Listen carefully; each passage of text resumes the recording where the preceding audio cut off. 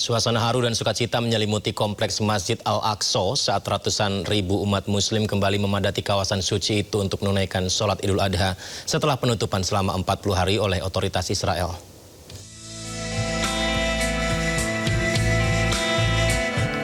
Ratusan ribu umat muslim memadati kompleks Masjid Al-Aqsa di Yerusalem untuk melaksanakan sholat Idul Adha.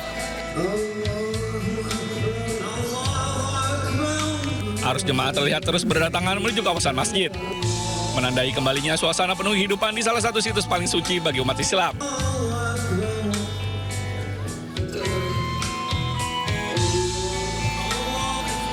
Anak-anak membagikan permen di pelataran masjid.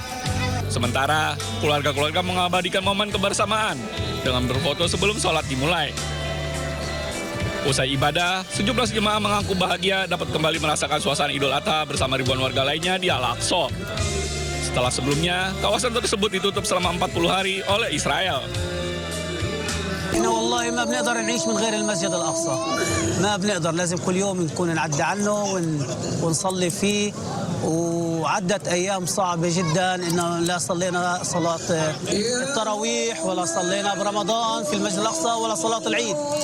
وصلاة العيد بالنسبة لنا احنا المقدسيين هون يعني أكبر فرحة إلنا، لأنه بتجمع فيها جميع المسلمين وجميع الجيران وجميع الأهل والأولاد والنساء، فيعني الحمد لله رب العالمين اللي رجعنا وصلينا صلاة العيد في المسجد الأقصى. Sebelumnya pembatasan ketat juga diterapkan pada Idul Adha tahun lalu, termasuk pemeriksaan identitas dan penutupan sejumlah akses masuk yang menghambat warga Palestina menuju kompleks masjid. Di tengah reruntuhan bangunan dan bayang-bayang perang, ribuan warga Palestina di jalur Gaza melaksanakan sholat Idul Adha. Warga berdoa dengan air mata berlinang, mengenang sanak saudara yang gugur akibat perang.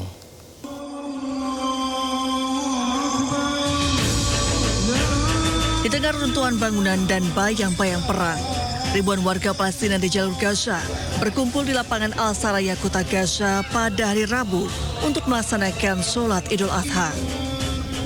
Sejak pagi, jamaah berbondong memasuki alun-alun untuk melaksanakan sholat dan mendengarkan khutbah meski duka begitu terasa di setiap sudut kota.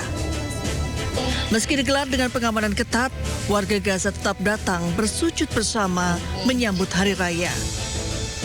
Warga berdoa dengan air mata berlinang, mengenang sanak saudara yang gugur akibat perang.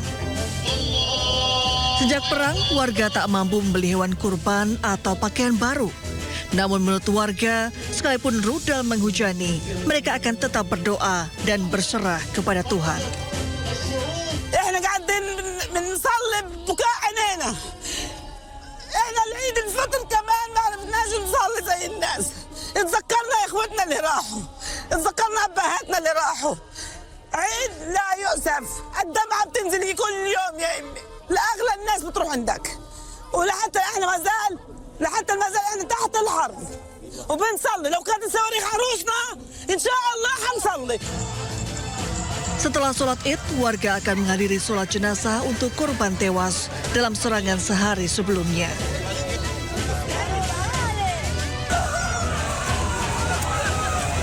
Sebelumnya di malam Idul Adha, Israel membombardir kota Gaza bagian barat di tengah gencatan senjata. Serangan tersebut menewaskan 9 warga Gaza dan melukai puluhan lainnya. Menteri Luar Negeri Indonesia Sugiono menyoroti penggunaan hak veto di Dewan Keamanan Perserikatan Bangsa-Bangsa yang dinilai kerap menghambat penyelesaian berbagai konflik global. Indonesia juga mendorong reformasi Dewan Keamanan sehingga mampu merespon tantangan global secara lebih efektif.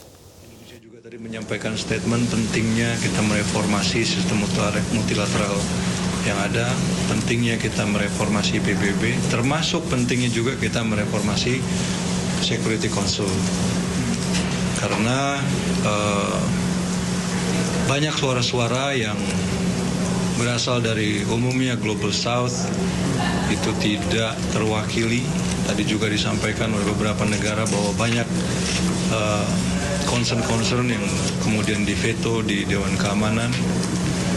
Yang ini juga perlu mendapatkan representasi yang baik di Dewan Keamanan. Saya kira message yang disampaikan juga seragam bahwa PBB, kita tidak ingin PBB kehilangan relevansinya, tapi kita semua ingin bahwa PBB semakin kuat menghadapi dinamika yang terjadi secara global.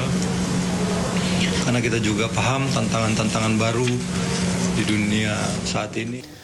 Sementara itu Presiden Rusia Vladimir Putin melakukan kunjungan kenegaraan ke Kazakhstan.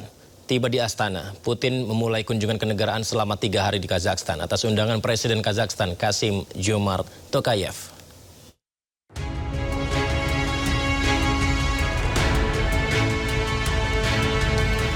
Presiden Rusia Vladimir Putin secara resmi disambut di Kazakhstan dalam sebuah resepsi seremonial meriah yang digelar di Istana Kemerdekaan di Astana. Putin yang tiba di Kazakhstan dalam rangka kunjungan kenegaraan atas undangan Presiden Tokayev disambut langsung oleh pemimpin Kazakhstan tersebut. Untuk menghormati kepala negara yang berkunjung, jet-jet tempur dari pasukan pertahanan udara Kazakhstan melakukan penerbangan demonstrasi di atas istana, meninggalkan jejak asap berwarna bendera Rusia. Selanjutnya pasukan kehormatan disiagakan di dalam istana, di mana Tokayev dan Putin saling memperkenalkan anggota delegasi resmi masing-masing.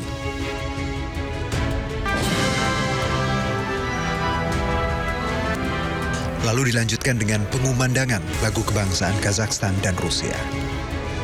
Pemberian sambutan tingkat kenegaraan yang meriah ini oleh Kazakhstan kepada pemimpin Rusia menegaskan peran penting Rusia dalam struktur keamanan dan ekonomi Asia Tengah. Pasca serangan ke Bandar Abbas, Garda Revolusi Iran merilis video ancaman ke Amerika Serikat. Respon ini merupakan peringatan serius dari Garda Revolusi Iran terhadap serangan-serangan yang dilancarkan. Jika serangan diulangi akan ada konsekuensi yang harus ditanggung. Beredar foto dan video simbol anti-Amerika yang ditempelkan di rudal. Pemirsa, rekaman muncul menunjukkan operasi balasan Iran terhadap serangan yang terjadi di Bandar Abbas.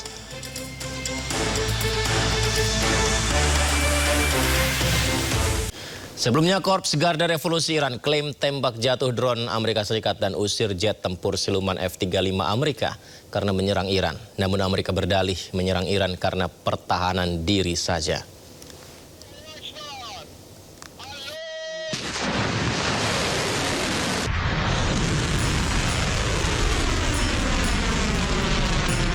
Korps Garda Revolusi Islam Iran atau IRGC merilis rekaman baku tembak dengan jet tempur F-35 Amerika Serikat dan menembak jatuh drone MQ-9.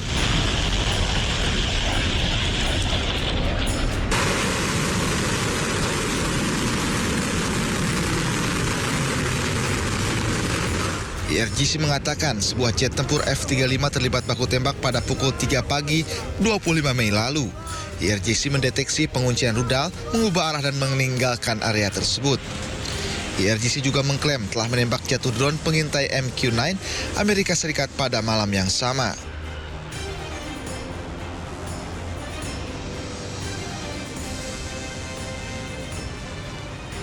Namun, militer Amerika Serikat belum berikan komentar tentang klaim IRGC tersebut. Amerika Serikat mengaku pada Senin lalu mereka melakukan serangan dan berdalih sebagai pertahanan diri di Iran Selatan. Jet tempur siluman F-35 adalah pesawat tempur generasi kelima yang diproduksi oleh Amerika Serikat. Pesawat ini dikenal dengan kemampuan silumannya yang bisa menghindari deteksi radar. Hal ini memungkinkan pilot masuk ke wilayah udara lawan tanpa terdeteksi. Selain itu, pesawat ini memiliki radar canggih dan sistem sensor yang menggabungkan data dari berbagai sumber. F-35 juga dapat membawa 7 ton bom rudal, termasuk bom pintar dan rudal udara ke udara.